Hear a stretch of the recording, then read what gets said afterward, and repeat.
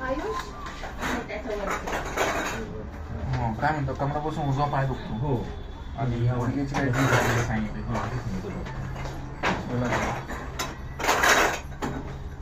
हो याच्या आधी कोणत्या डॉक्टर दाखवलं? एका डॉक्टर दाखवलं. हो कसा त्रास आहे? 1.5 वर्ष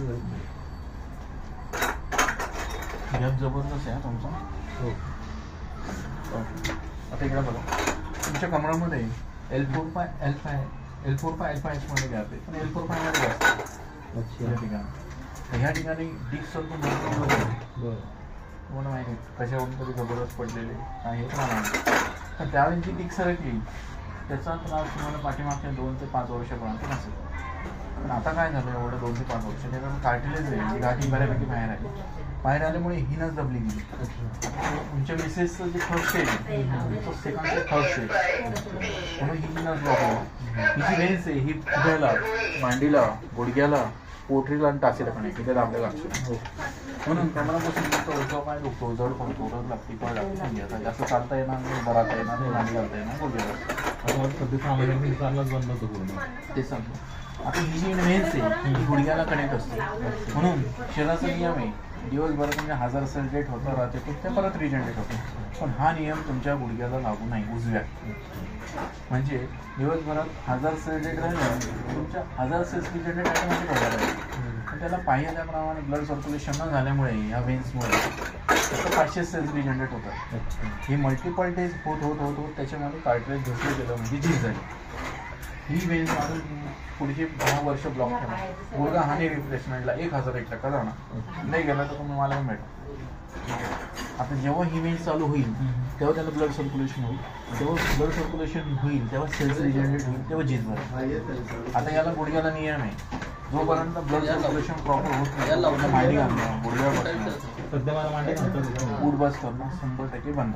म्हणजे दिवसभरात 1000 सेल्स ज्या डेट करतात त्या स्टॉप करणं तर डेव्हलप होण्यासाठी प्रयत्न करतो असं. पण तुम्ही जर डेट करत गेले तर गुडघा हा नाही रिप्लेसमेंटला गेल्याशिवाय राहणार. सगळ्यात महत्त्वाचं व्हेन ब्लॉक काढणं गरजेचं म्हणजे सायटिका प्रॉब्लेम क्लिअर होणं गरजेचं. आता सायटिका प्रॉब्लेमसाठी तुम्हाला काही नियम आहे हे आयुष्यभर काही नियम थोड्या दिवसात. म्हणून कमराचा नियम आहे तुम्हाला पुढे बेल्ट लावणं LS बेल्ट लावणं गरजेचं आहे. बिना बेल्ट करायचं काम करायचं. 15 किलो ते 20 किलोच्या पुढे वापरमध्ये नसतं. पालतू झोपायचं नाही जाड सोप्या बसायचं झोपायचं नाही. मोपेड गाडी चालवायचं नाही किंवा मोटरसायकल मोपेड गाडी चालवायचं LS बेल्ट लावून पालतू झोपायचं नाही. कमराला झटका बसला असं काही करायचं नाही. 30 डिग्रीत बसायचं झोपायचं नाही. म्हणजे खुर्शीवर बसले शिक पुढे घेऊन पाय टेबलवर ठेवून बसायचं झोपायचं.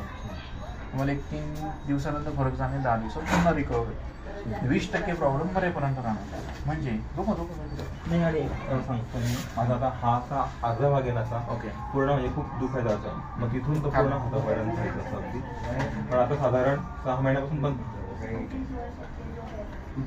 हां दुखतं. दुसरा प्रॉब्लेम खूप दुखतंय दोन्ही छाती दुखते इकडे नाही दुखत पण इथं दुखायला म्हणजे आरं डोकं दुखतंय. हो समजावून होतं ते पण फालतू दुखतं इकडे डोकं. दुसरा गॅप मानेमध्ये पाणी सांगतो हात खाली मायकडे तो हे बाई इथे विनच ब्लॉक म्हणून इथून आरं डोकं दुखतं ही छातीत जाते हातात जाते. तुम्ही डाव्या कशी झोपले डावा हात जड पडतो रग लागते कळ लागते मग आता या हाताने डाव्या हाताने असं झटका देत बसतं दिवसभर. झटका देता बरं वाटतं.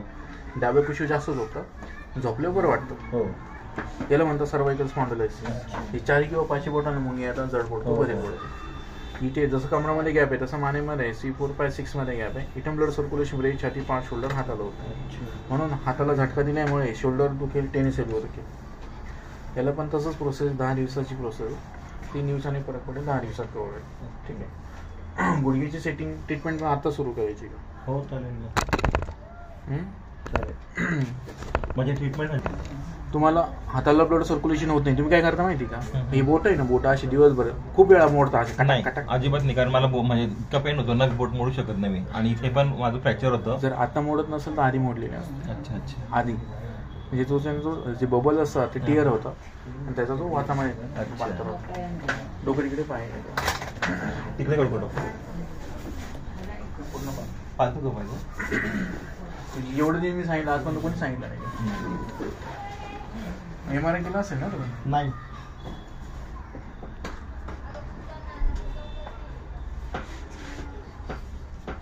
आणि तुम्ही गुडघ्यावरती किती पण इलाज करा, फरक पडला तर तुमचे पैसे मी भरेन. नाही मी केलंच नाही नंतर इलाज.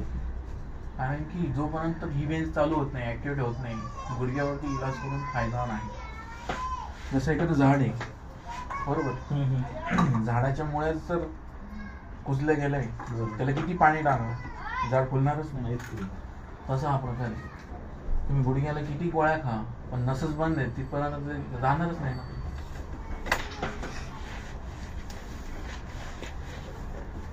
काम काय करता तुम्ही? ॲडव्होकेट. वजन किती? तुम्हाला डॉक्टर सांगितलं असेल वजन कमी करा. सांगितलं पण मला चालण्याला प्रॉब्लेम होता.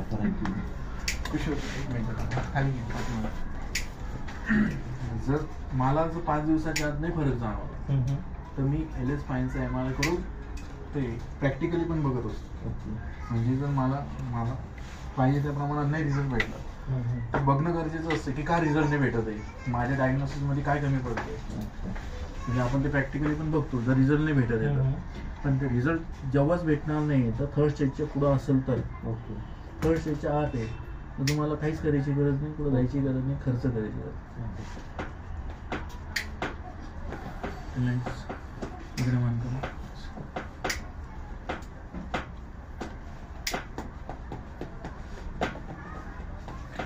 ही तुम्ही पडेल आहे जबरदस्त. हा गॅप आणि हा गॅप एकाच वेळेस पडला. कमराचा गॅप मोठा आहे तुमचा.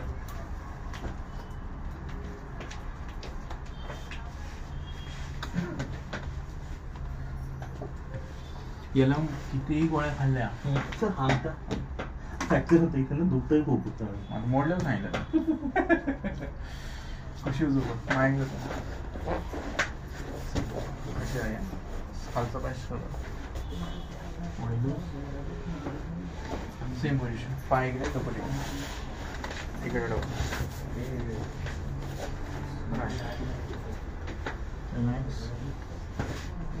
Same position. पाय इकडे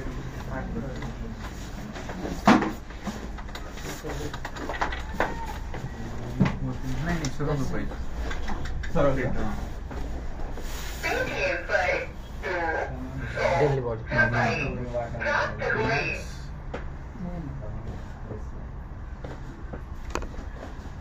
गुडघा कोणता दुखतो?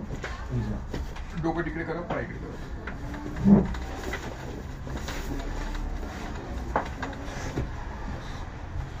3 पेशंट आता तुम्हाला एकट्यालाच आहे.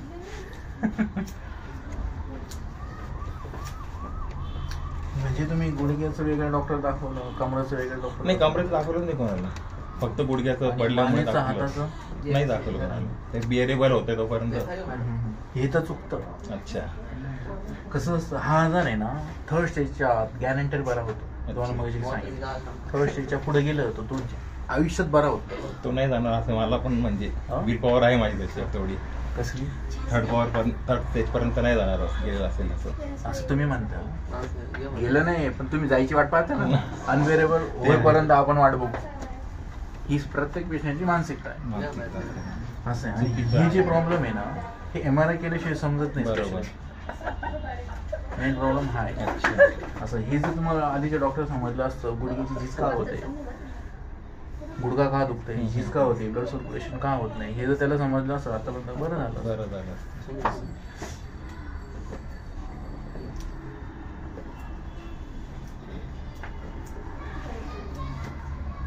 हे असं आहे की मला बिना स्टोराईड बिना पेन किलरचा मला 3 दिवसाचा रिझल्ट पाहिजेच. बरोबर. जर नाही भेटला तर आपण रिपोर्ट करतो. अच्छा. बाकीचा मला एक जरी डॉक्टर मला असं सापडून दाखवायचं तो बिना थर्ड स्टेजच्या आत बिना पेन किलरचा रिझल्ट देणार नाही. त्यांनी सांगितल्यामुळेच आम्ही आता आलो. आणि बीपीची गोळी चालू आहे 1020ची. ओके. क्रॉस झोपा माइंडला त्या साईडला का? असंच क्रॉस होतं.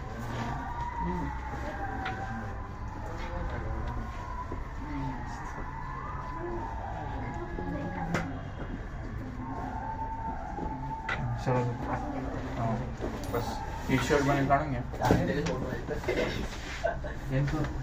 तुझा कोण हात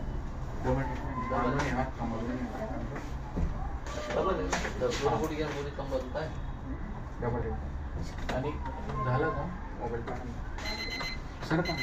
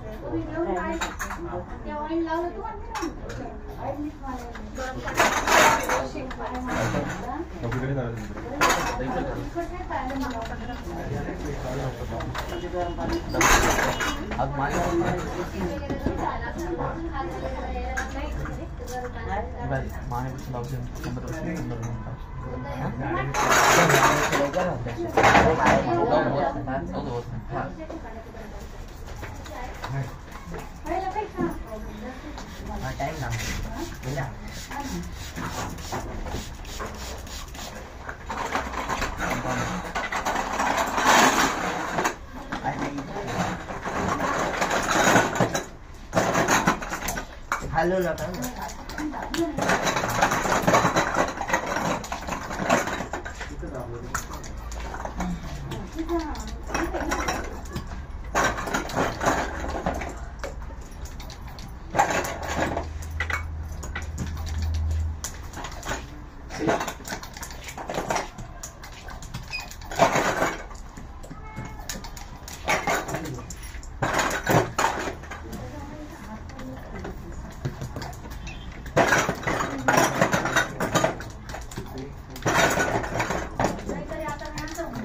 Ini ada kan?